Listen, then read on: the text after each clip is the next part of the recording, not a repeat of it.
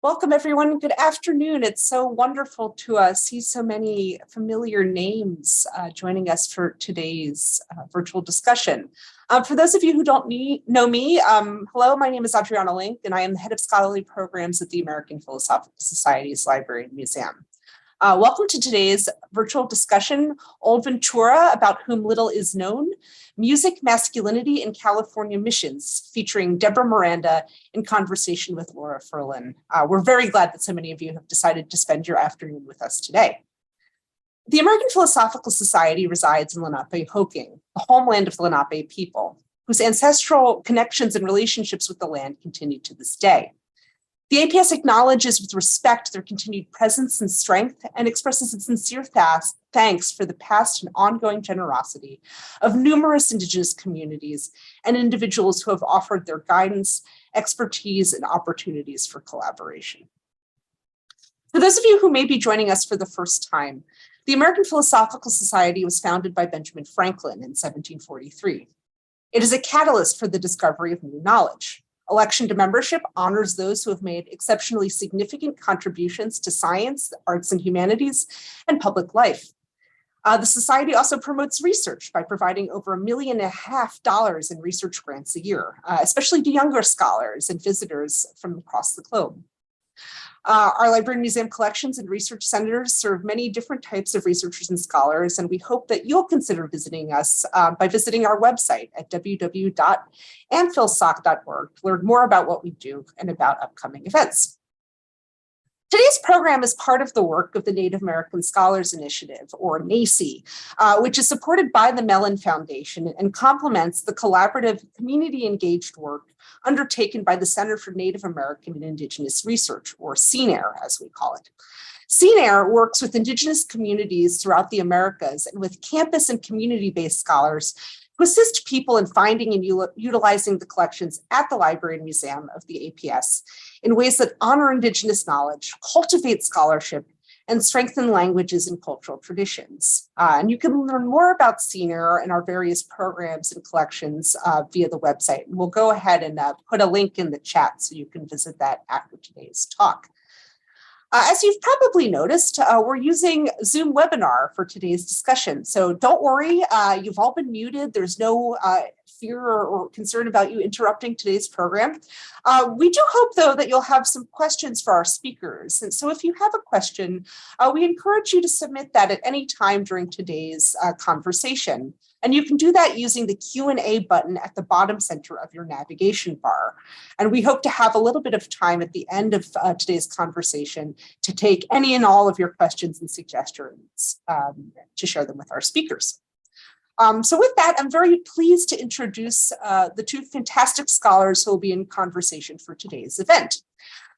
First, we'll hear from Deborah A. Miranda, who is an enrolled member of the Ohlone Costanoan Esselen Nation of the greater Monterey Bay area in California, who has Santa Ynez Chumash ancestry as well. In addition to her book, Bad Indians, a Tribal Memoir, which was the winner of the Penn Oakland Josephine Miles Literary Award, she is also the author of 4 poetry collections, including Indian Cartography, The Zen of La Llorona, Raised by Humans, and Altar for Broken Things. She is the Thomas H. Broadus Endowed Chair Emerita at Washington and Lee University, where she taught literature and creative writing.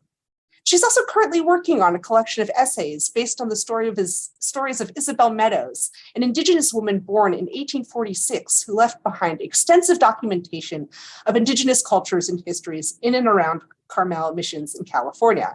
So we'll put a couple links in the chat as well about some of the work that Deborah has been doing recently with Isabel Meadows' stories. In conversation with Deborah, we'll hear from Laura M. Furlan, who's Associate Professor of English and Director of American Studies at the University of Massachusetts at Amherst. She holds a bachelor's in American Studies from the University of Iowa, a master's in English from San Diego State University, and a PhD in English from the University of California, Santa Barbara. Her teaching and research interests include Native American literary and cultural studies, American studies, autobiography, and creative nonfiction. Her book, Indigenous Cities, Urban Indian Fiction and the Histories of Relocation, was published by University of Nebraska Press in fall of 2017. And she's currently working on a book project that thinks about the role of archives in contemporary Native writing, and also recently co-edited a special issue of Massachusetts Review on New Native Writing and a special issue of Studies in American Indian Literatures that focused on Deborah Miranda's memoir, Bad Indians. And she too is working on a memoir. So with that, I'm very pleased to turn things over to Deborah to get the conversation started. And I'm excited to hear all of your questions and comments at the end of today's event. Deborah, floor is yours.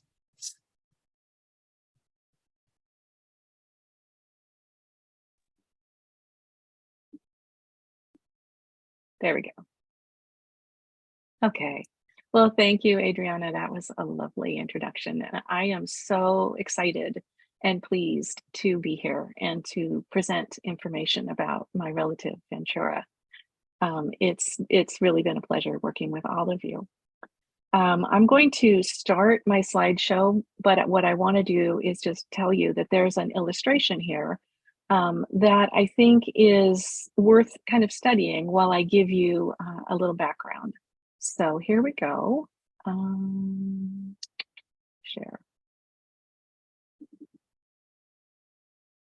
Got it. Can you see that? Okay. All right, so this illustration on your right is a sketch by Joseph Strong in 1879 at San Carlos Day Mass in Carmel, at the Carmel Mission. And that's all you really need to know for now. I'm going to go ahead and start talking about it, and you can just kind of observe it as you go. So one of the things that draws me back to Isabel Meadows' stories are the many narrative strands that she shares about my relatives and how those strands resonate for me within my contemporary family. Because many of Isabel's stories are derived through her mother and her grandmother, and even Omicia, an elderly Indian woman brought into Isabel's household childhood. These paths often go back 100 years or more, tracing the trajectories of various family lines within the mission era and into secularization afterwards. I've been told that these kinds of narratives are actually just gossip and not valuable as research material. My response elsewhere has been that A, gossip is never invaluable in that it is always conveying important information, and B, not valuable to whom? I believe that Isabel Meadows' stories are valuable precisely because they tell the stories about California missions and secularization that the dominant culture does not want to hear and does not want California Indians to hear. Her stories contain testimony, history, and insights about missionization and all that came afterwards. In other chapters of this project, I argue that Isabel privileges narratives about individual women and girls precisely because their stories provide information about collective injustices and strengths. For example, the story of Vicenta, a young woman who goes to San Carlos Mission for confession during Lent and is raped by the priest. Or the story of Estefana, a woman who chooses to flaunt the missionaries' teachings about marriage and sexual intimacy in order to assert an Indigenous femininity that, while perhaps not strictly traditional, that is no longer possible, preserves and nurtures her agency and refusal to be a good Indian. In the narrative string I present today, I follow the life of my 4 times great uncle, Ventura, who married Estefana's sister, Teodosia. Circumstances and history allow Isabel to incorporate a much longer timeline for Ventura, and unusual archive documentation allows me to fill out that timeline still further. Ventura's story stands out as one of the rare instances in Isabel's narratives in which a man's experience is told this fully. So it gives us a close look at what Indigenous masculinity within the California missions and secularization periods look like, what missionization did to concepts of Indigenous maleness, the choices men were given, the wounds that were inflicted. It allows us to speculate on the ways missionized hegemonic masculinity affected and changed men's ability to form intimate relationships with partners, familial relationships, relationships with other men, and relationships with themselves as Indigenous men in a missionized world. Like the residential and boarding schools that would come later, California missions were built on the oppressor's use of public displays of violence, humiliation, and intimidation, along with the demand that Indians learn those same tools as weapons against each other and themselves. The goal of the missions was not just to produce docile, obedient neophytes, but to eradicate empathy and sever all types of inter-Indian relationships, including with the land, in favor of an individual concerned only with their momentary survival. In this work, I do not try to imagine what a pre-missionized masculinity might have been for my ancestors. I cannot know that. But even if I could define California Indian masculinity in the Carmel, Monterey Bay, Big Sur, Santa Lucia area before missionization, that is not where we are now, and perhaps not what we need now.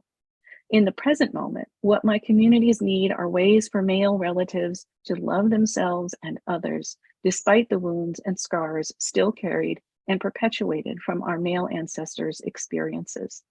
We need to know what those ancestors suffered, what they were forced to do to survive. And we need to know compassion for who they became to survive. We need to understand how we, men, women, two-spirit, straight, queer, have inherited these toxic hypermasculinities. Only then can we begin to comprehend and act to dismantle the grief, shame, and anger created in and carried out of the missions, and hopefully resolve the inheritance of violence against self and community. All right, so back to this lovely sketch here. The caption tells you who is there. Loretta and James Meadows are off to the left. This is Father Casanova giving the Mass. And what's interesting to me, or what interested me the first time I saw this, is the Indian Ventura to his right. But the first time I saw this picture was in Stephen Hagel's book, Children of Coyote. And I immediately, because I had been doing so much research, associated the name Ventura with the man in my family who was a cantor there. So I began to do some research. And to set the scene here are some quotes from other researchers looking at some similar things. The system that fucked me up fucked our men even worse. The missionaries had impressed upon us the feeling that women were a source of evil. Many Native women have been able to continue their traditional responsibilities of creation and nurturing. Many men's responsibilities have been greatly obscured by the colonial process, which makes it more difficult for men than it is for women to define their responsibilities in the contemporary setting and reclaim their dignity and sense of purpose. What we call traditional Indigenous masculinity is in actuality a particular masculinity that has developed since colonization, in part at least mimicked on dominant forms of invader masculinity, mimicry at gunpoint. These dubious gifts of colonialism were intended to destroy us as individuals, as peoples, and destroy our links to one another, to the land, and to ourselves.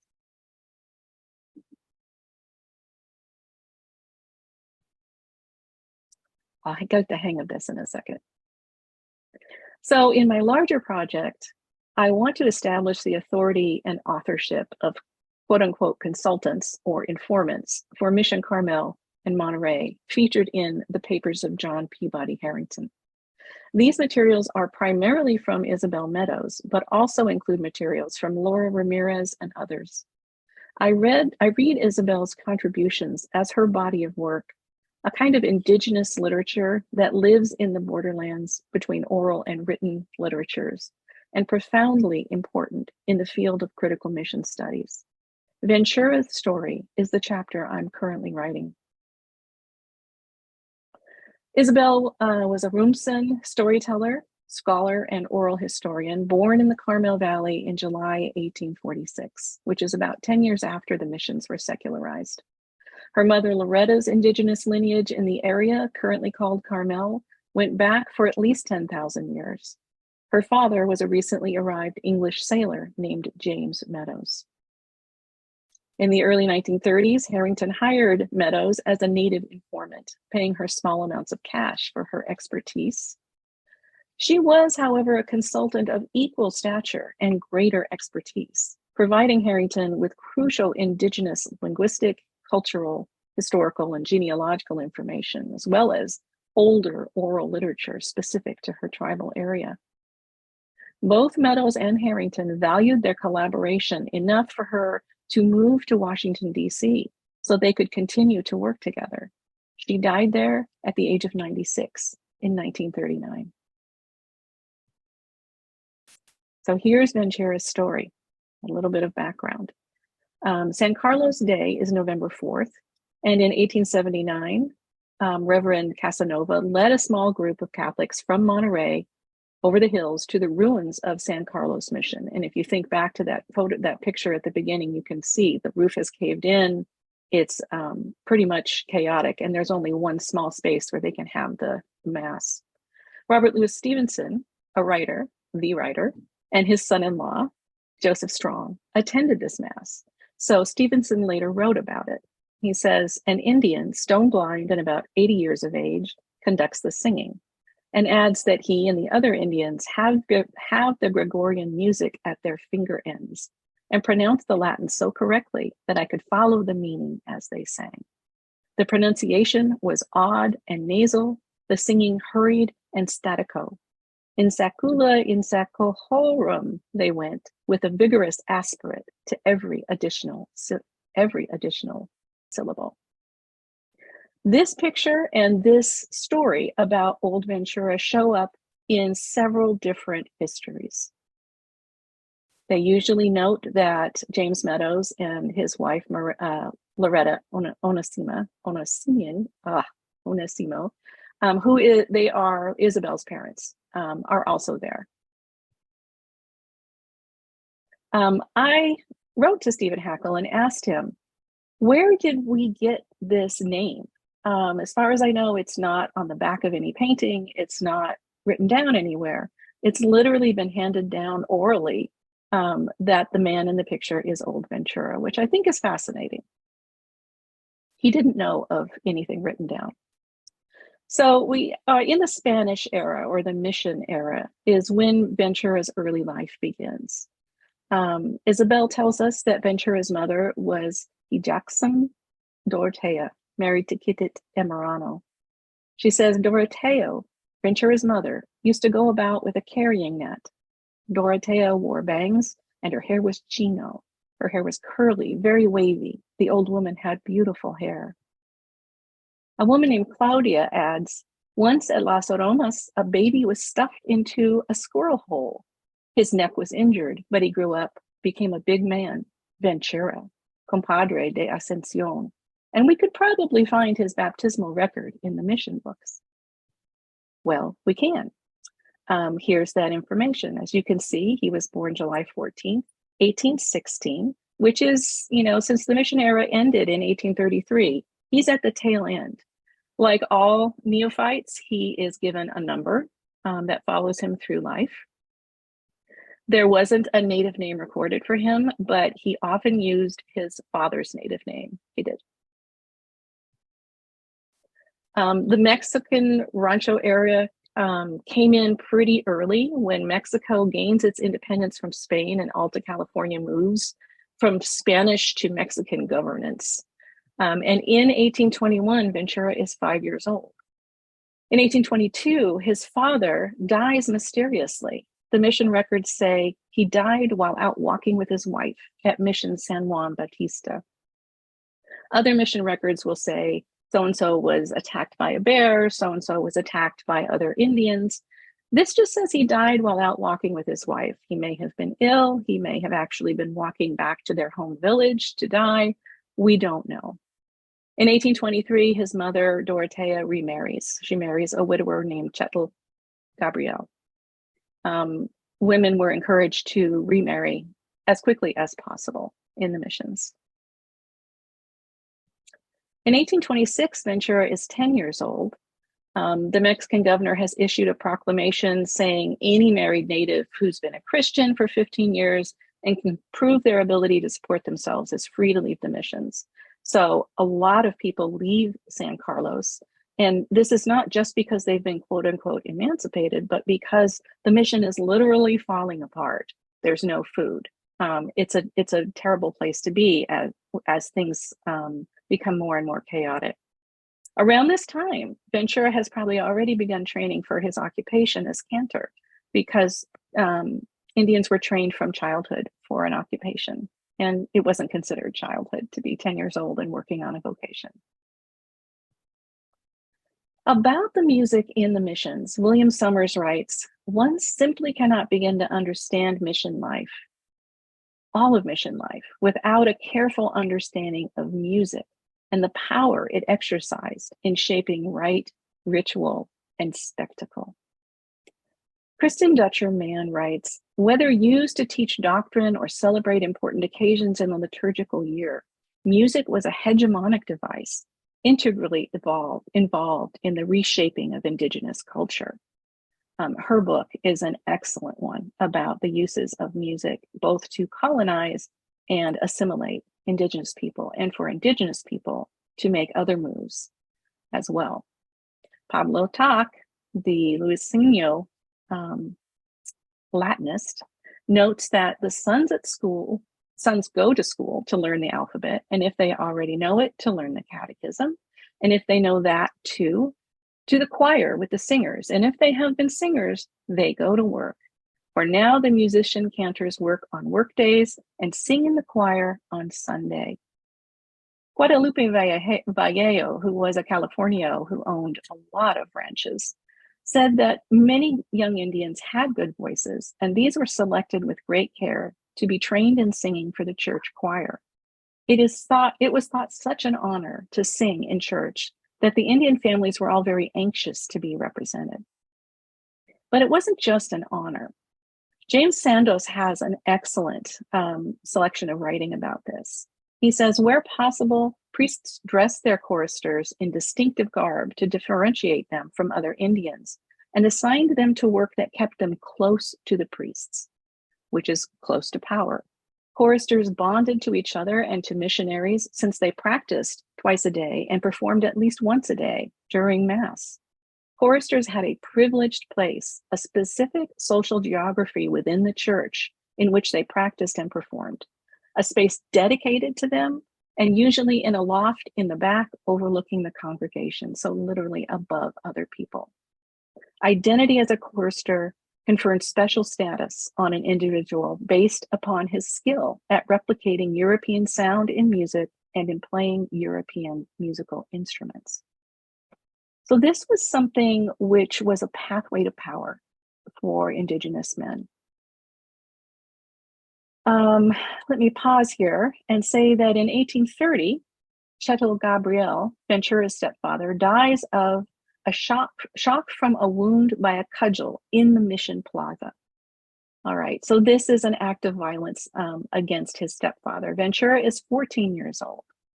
And Stephen Hakel writes that in Alta California, there were so many Indians dying that priests didn't typically take time to write down how they died. They did it when the cause of death itself was unusual, what they called assault or assassination. He describes this type of violence as only occurring between Indians and doesn't take into account floggings or beatings by soldiers, presumably because those count as discipline rather than violence. So this violent attack that Ventura's stepfather suffers ends his life, and Ventura is once again without any kind of a father figure. Isabel says Ventura was cantor of the church and knew how to read and to read Latin. Ventura also played the drum. She names the other people who were also cantors there and says that they were the cantors for Carmel Church. She's talking about the late history of the church. There were, of course, other cantors before them. Meanwhile, in 1830, very shortly after Gabriel Chetel's death, Dorotea marries again to Javier Opus. Isabel calls him another old-time Indian and gives his name, I'm thinking it must be in Rumsien. Ventura is 14 years old, and he's now lost his father and stepfather and 6 of the 7 siblings from the first 2 marriages of his mother. He has 1 surviving brother.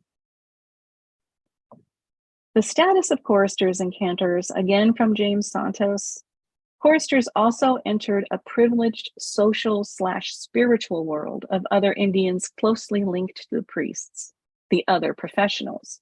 Here we find Indians assisting in the sacraments of baptism and matrimony, who fill the role of Indian official, sacristan, and interpreter. In short, choristers constituted an elite group within an elite tier that surrounded the missionaries with whom they daily interacted. This was Ventura's world for a short time. And in this interpretation of why this occupation may have been so important to Ventura and so important to other Indigenous men, I go back to Kristen Mann again. Power was accessed and exchanged through the songs and dances associated with the living universe. Musicians were valued for their ability to capture musical power. Singers and instrumentalists, both male and female, served their societies as shamans, healers, and priests. Music was a language used for conversation with religious beings, communication within groups, and discussion between groups. Through song translated as enchanted talk, experiences with the natural world are understandable and accessible to the human world. The music in the traditional world is extremely powerful, and music coming from the hegemonic world is also extremely powerful. Both of them convey ways in which to communicate with the sacred. Elizabeth Haas writes, within the tradition that Pablo Top knew from Indigenous California, dance produced knowledge and could regenerate power. In a broader sense, dance rendered the spiritual world into corporal existence. But remember, after some time, and definitely during Ventura's lifetime, dance was banned. So that makes song more powerful than ever. At 16 years old in 1832, a man with a profession, Ventura marries Teodosia.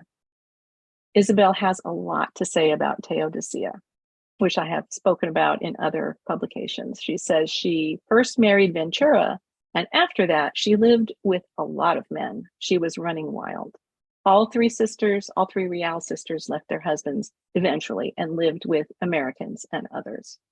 So he's entering into a tempestuous relationship. In 1833, priests trained in Mexico arrive in Carmel to replace the Spanish priests. So this is another transition for Ventura. The church holdings are cataloged and confiscated, including the missions, all of their livestock and agricultural lands. Hegel stakes that around this time, there were roughly 100 Indians still living at San Carlos, mostly elderly or women with children. They're competing with one another for food, shelter, and clothing. The mission itself and surrounding buildings begin to fall apart or are salvaged. The materials are salvaged by others for whatever they can use to build their own homes or buildings in Monterey. The countryside around them has been completely claimed by Mexican ranchers. Indigenous foods and animals have been pushed out or exterminated by European crops and livestock, and the Indians have almost no resources with which to support themselves. Ventura is now 17 years old, and he and Teodosia have one child. Ventura's role as cantor becomes this bridge between cultures and spiritualities, as the training process mimics the traditional training of young Indigenous boys into adulthood through a series of educational ceremonies and placement in a particular guild or profession in the community. It fills the void of a coming of age ritual that no longer exists.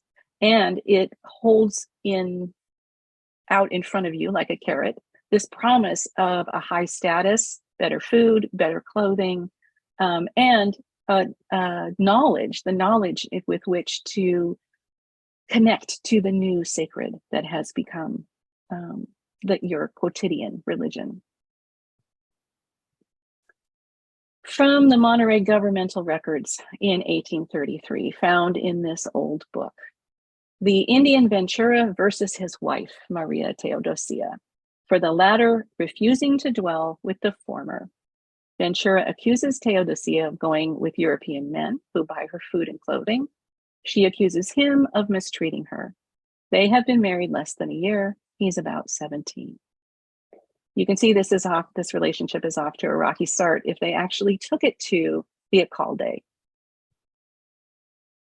A couple years later, in 1835, Charles Henry Dana arrives in Monterey, and he notes, among the Mexicans, there is no working class, the Indians being practically serfs and doing all the work, 2 or 3 being attached to the better houses, and the poorest are able to keep one Indian servant at least, for they have only to feed them and give them a small piece of coarse cloth and a belt.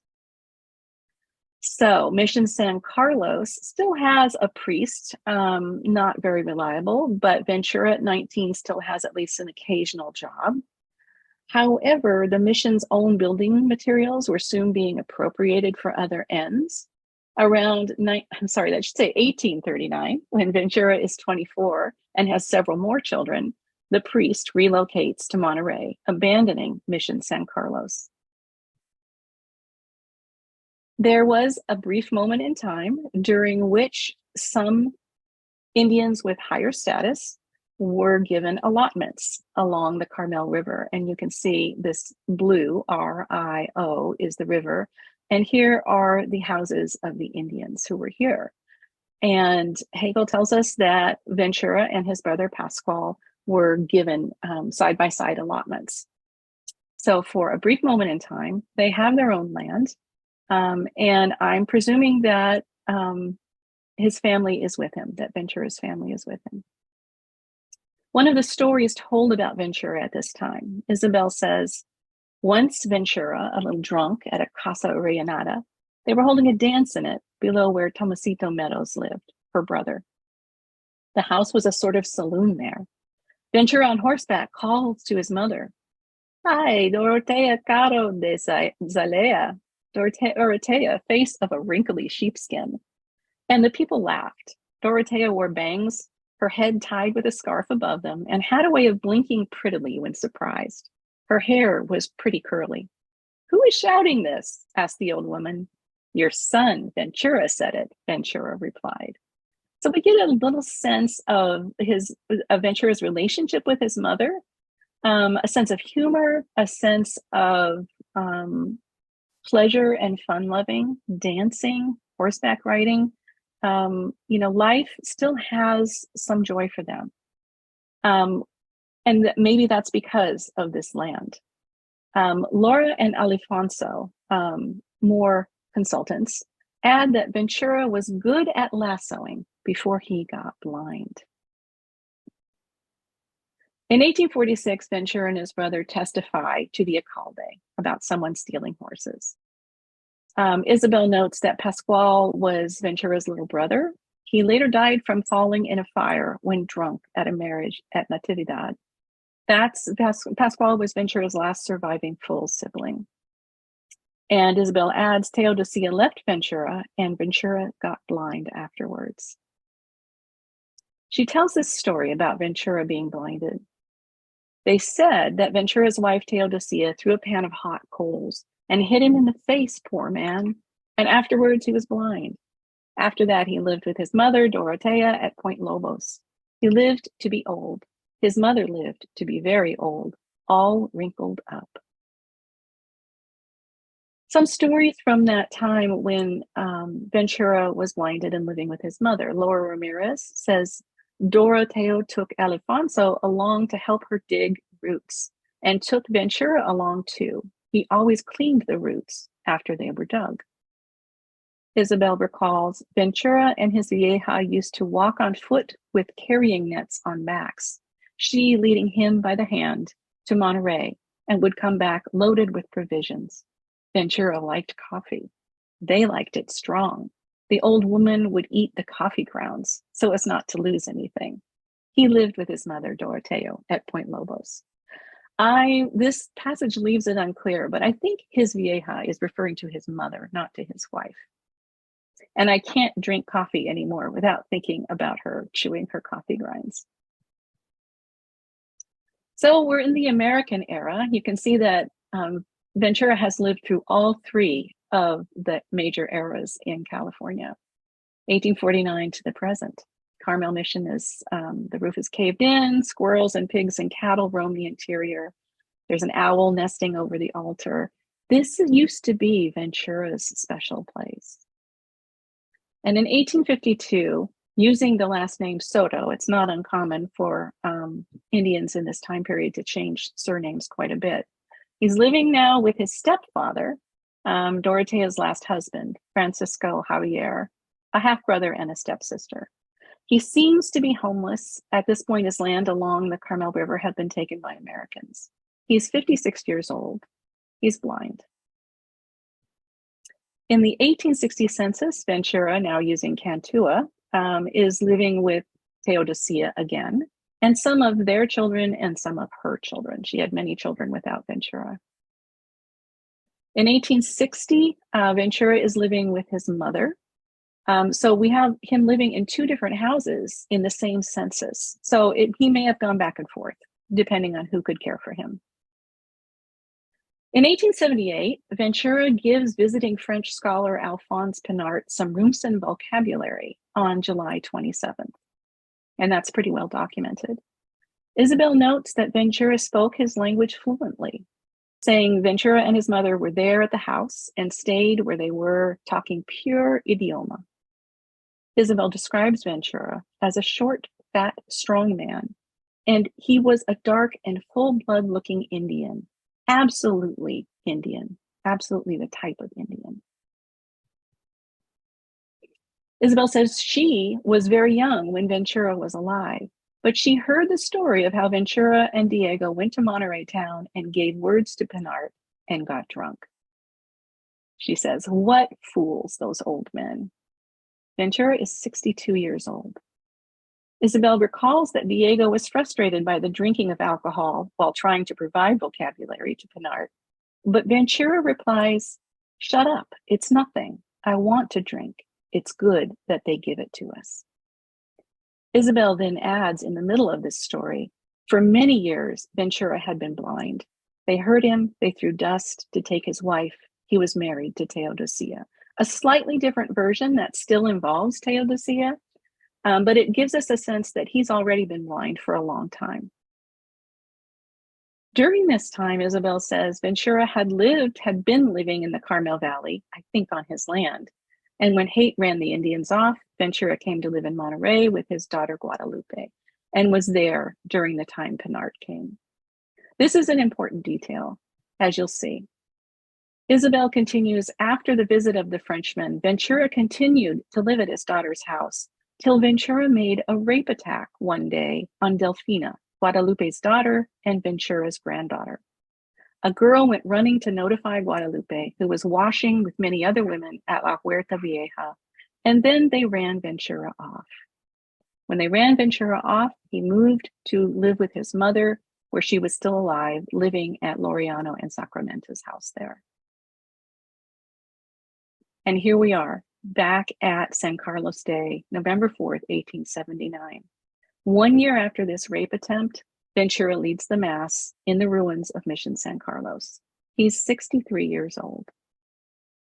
All of these events, the violence and loss of his childhood and within mission culture, collapse of the economic structure and the resulting food and housing instability, loss of his status and role as cantor, his difficult relationship with Teodosia, the loss of his land, loss of his vision, and self-medication with alcohol give us some insight into the ways Ventura sought, according to the hegemonic masculinity in which he'd been socialized, to construct his role as an Indigenous man in a chaotic, colonized, and devastated community.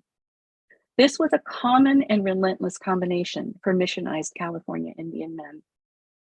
Isabel's analysis of all of this, she says, and years were ended with drunkenness. In Monterey, it seems like every other house had a bar, and these poor people drank until they died. Some drank from sorrow because they had been cast out. The history of the Carmelo and of Monterey tells of many accidents and fights and stabbings and clubbings and everything that happened to the Indians when they were drinking. And many deaths resulted from the drinking of whiskey and wine. In this manner, the Indian people were finished off much faster with the drinking and with so much sorrow that they had been cast away from their land. Isabel tells us that Ventura died while being cared for at his son Jose Antonio Quito Cantua's house. He died of his throat shutting itself, like a strong diphtheria. Ventura was 67 years old. He had outlived his parents, 2 stepfathers, all of his siblings, and most of his contemporaries. The average life expectancy at Mission San Carlos for a mission-born child was 11 years. Here's his death certificate. As you can see, there's even wrong information here. They say he's 70 years old, and they say he was married to Josefa. Josefa was actually Teodosia's sister. People often confuse the 3 Real sisters. So I'm thinking about the ways that Indigenous men's suffering and identity fragmentation became a part of who we are today, a remnant of missionization that, like many other scars, we cannot and perhaps should not erase. It's true, we've been taught that if we can erase our scars, make them invisible to ourselves and everyone else, that would be healing. We've been told that this would be the end of shame, fear, and despair. But Sarah Ahmed says, a good scar is one that sticks out, a lumpy sign on the skin. It's not that the wound is exposed or that the skin is bleeding, but the scar is a sign of the injury. A good scar allows healing. It even covers over, but the covering always exposes the injury, reminding us of how it shapes the body. This kind of good scar reminds us that recovering from injustice cannot be about covering over injuries, which are effects of that injustice, signs of an unjust contact between our bodies and others. I'm thinking about how multifaceted scars are, to simultaneously heal, cover, expose, remind. Aren't these the actions of a teacher? Aren't these the lessons of accountability required to counter hypermasculinity? I have so much more, but I'm going to stop there. Thank you.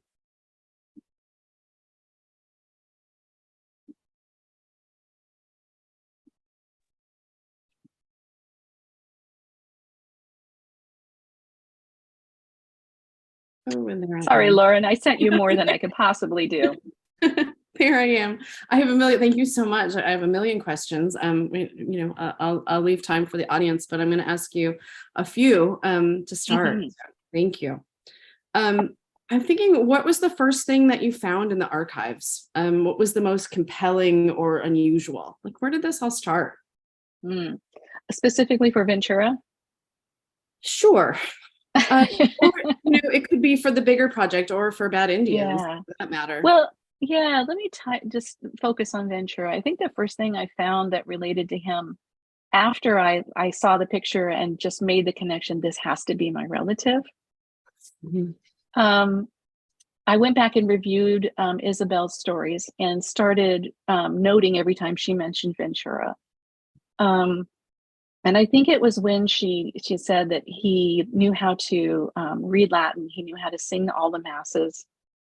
And, then I looked up his birth date and I realized, when he was at the mission and the fact that he was still alive in 1879. And just the pieces there came together. So I think Isabel's stories were probably my first primary source of information.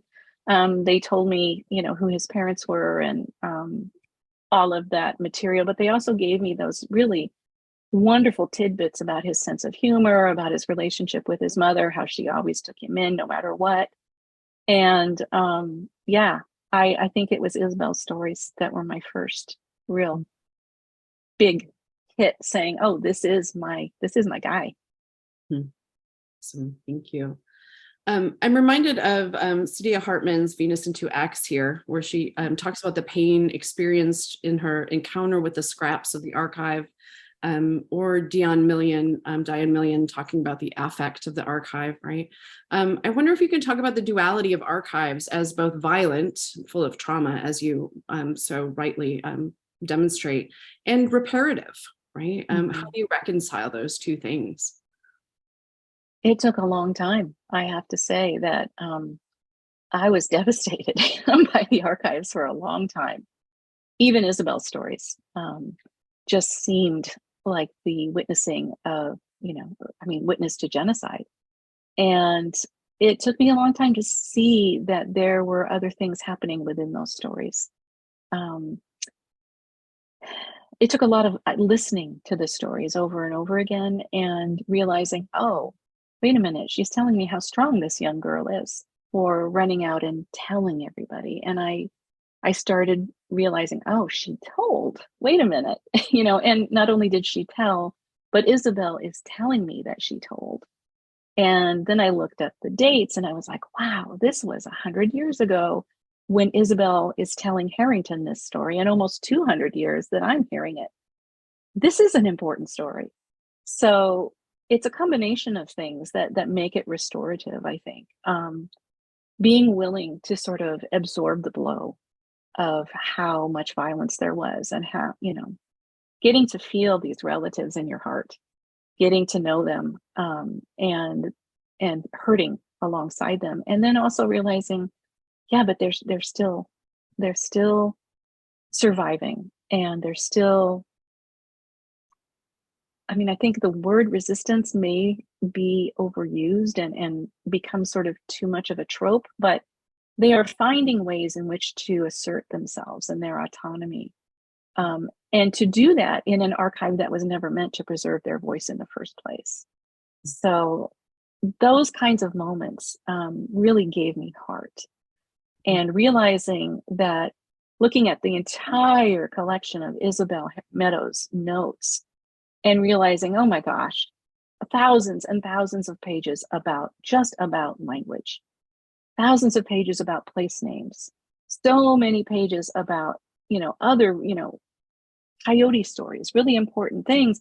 And then thousands of pages with this gossip about real people that she knew or her mother knew. And it made me realize Isabel has her own agenda here. She is not just telling the stories that she's going to get paid for. She's making Harrington write down everything. I imagine in her head a sort of bargain. Okay, I'll give you a coyote story, and then you're going to listen to me about these Rial sisters, because there was something there that needed to be passed on. So when I began to realize there was information that was valuable and useful to contemporary California Indians in these stories, I felt rejuvenated. I felt revitalized. Like, wow, this is painful, but this is good stuff. We need this. Thank you. I'll just ask one more in the interest of time, so we can get to some other ones. I was hoping that you might say more about the land and maps. How here you use one to point out Ventura's land, and in Bad Indians you use them to point out, I think, El Potrero de San Carlos. What is this work like, and how is it important to be able to use these kinds of documents about possession? And is this having any real life effects on claims to places in the present, like as land reclamation? Gosh, that is such a complicated story. And what happens there is we get into issues of tribes that are quote unquote undocumented or not federally recognized, as well as different tribes claiming the same lands. So first of all, it was an incredible moment of joy for me to realize that El Potrero still existed, that it hadn't been paved over. And to literally be able to walk out on that land, which my sister and I did, and stand, close to where our 5 times great grandfather had built his cabin. So that was incredibly joyful, and it strikes me as really,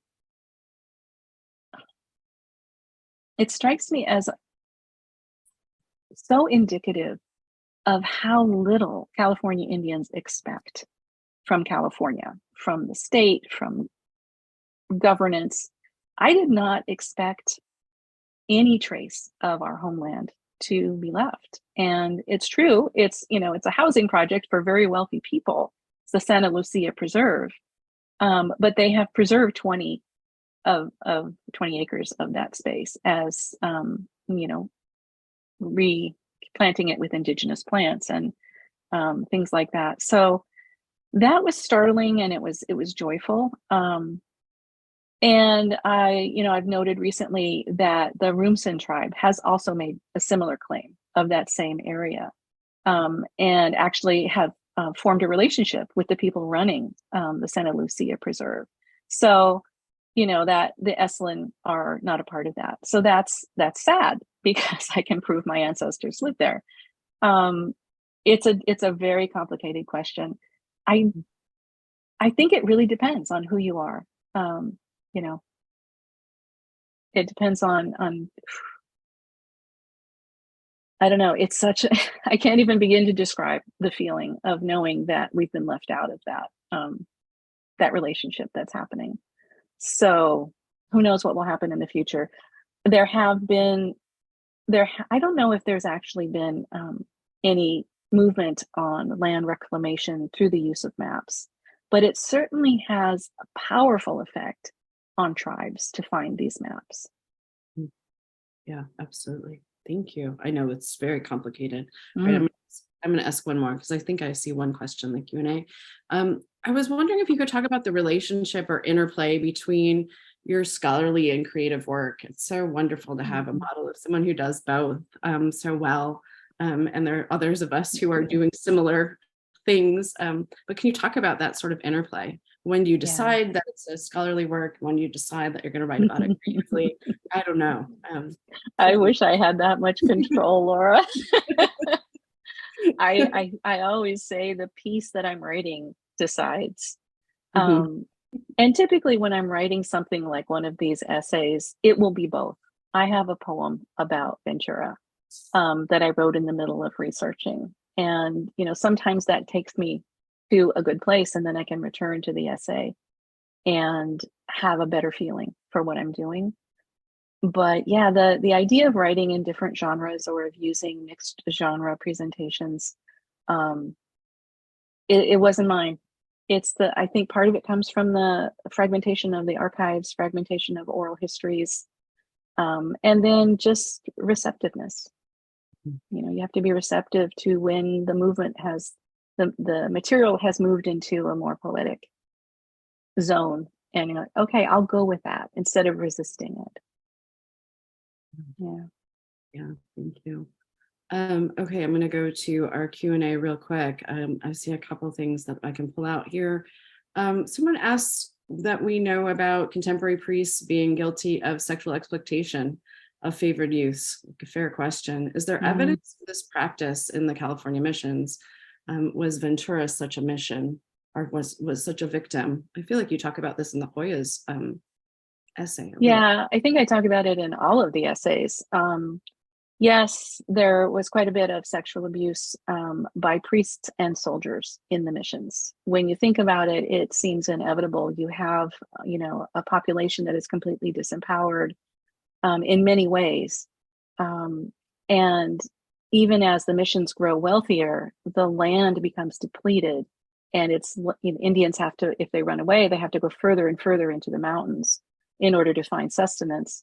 So they become more and more dependent on the missions to feed them. And yeah, a lot of priests took advantage. The most documentation of it comes during the Mexican era. And, there's people say, oh, those Mexican priests got a bad rap, and, they weren't really that bad.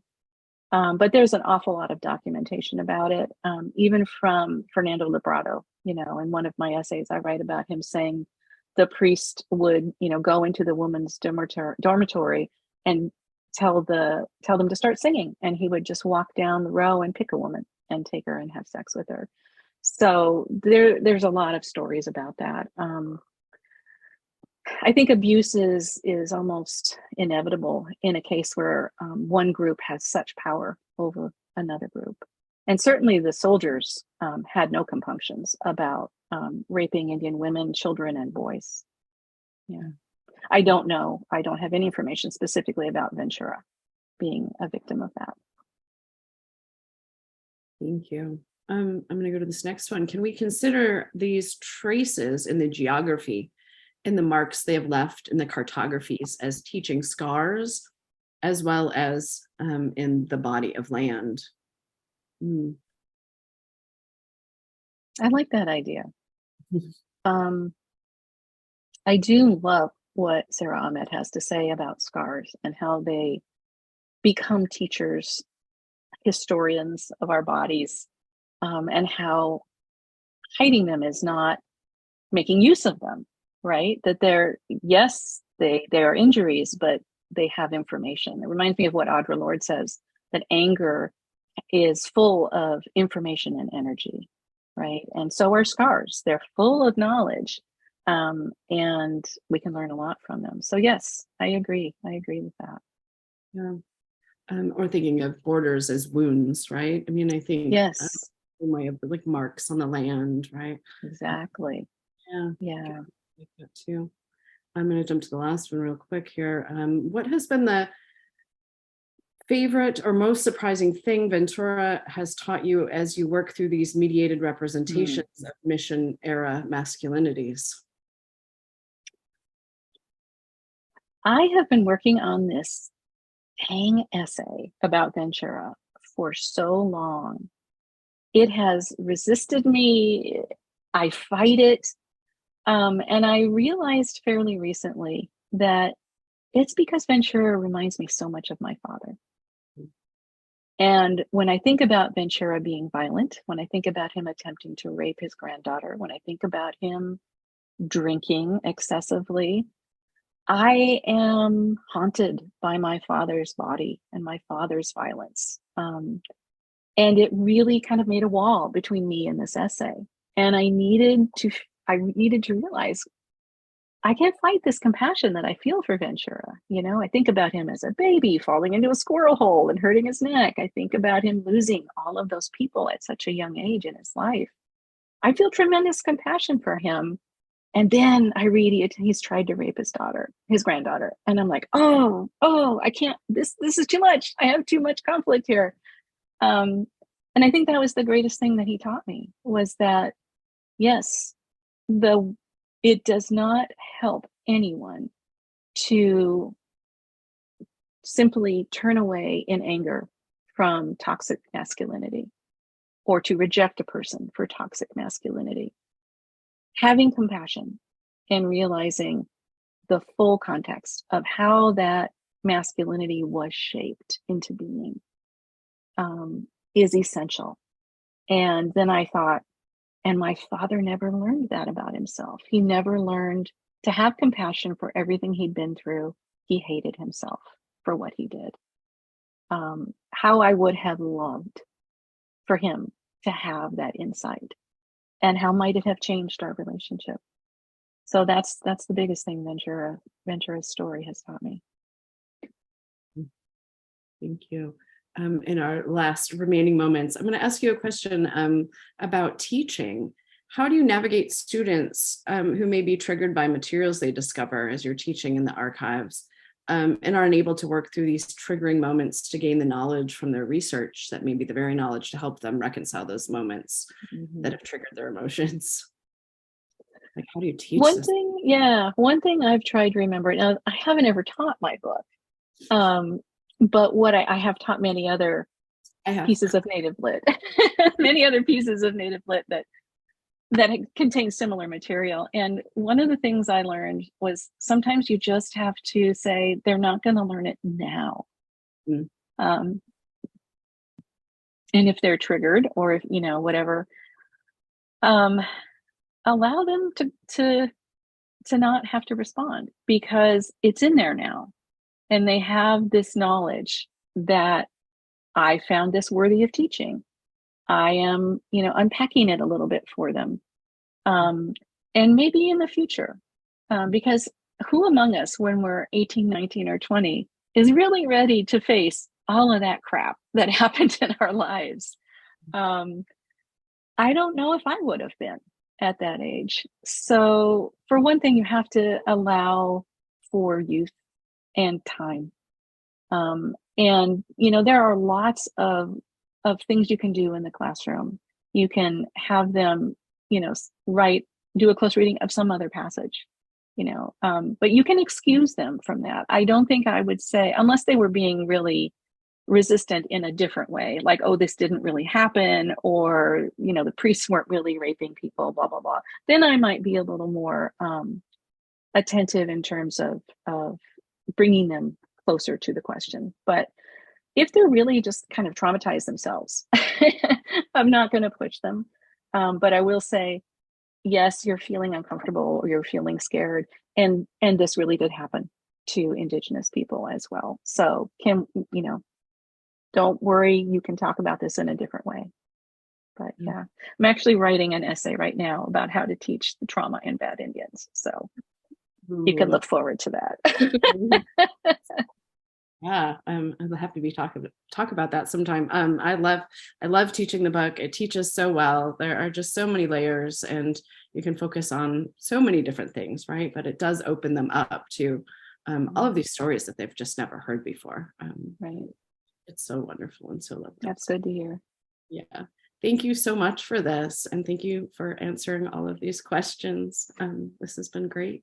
Yeah, I just wanted to pop in for a quick second to say thank you both again so much. There's so many more questions and comments coming in that I'll share with you once we wrap up. But unfortunately, we are out of time, and it seems that we could talk for many more hours about this. But thank you again, Deborah, for sharing this really fantastic research with us in this story. It struck me that it's more than just a story about Ventura. It's a story about so many family members. So I was actually curious if there are other family members whose histories you're interested into digging into and learning more about, which you don't have to answer if you don't want to.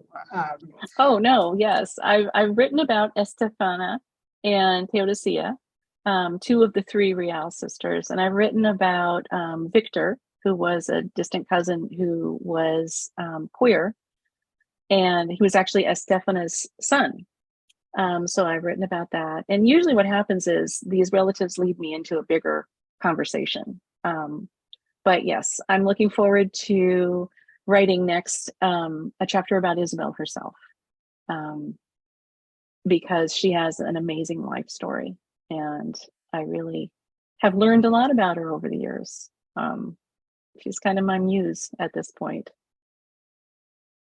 Well, I mean, I feel like I've learned so much just from listening to your presentation, and actually really from this conversation as well. So thank you too, Laura, for your excellent moderating. Thank you, Laura.